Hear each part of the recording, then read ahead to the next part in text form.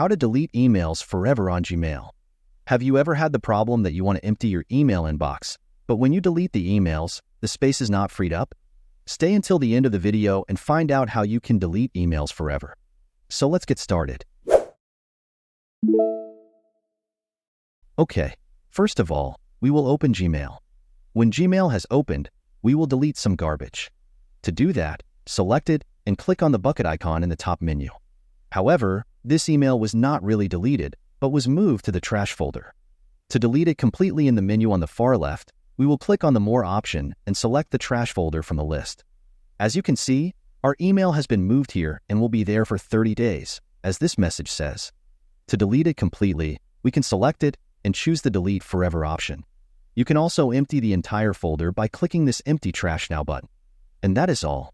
If you found this tutorial helpful, don't forget to give it a thumbs up, subscribe for more similar tips, and hit that notification bell so you never miss an update from us. Thanks for watching, and I'll see you in the next one.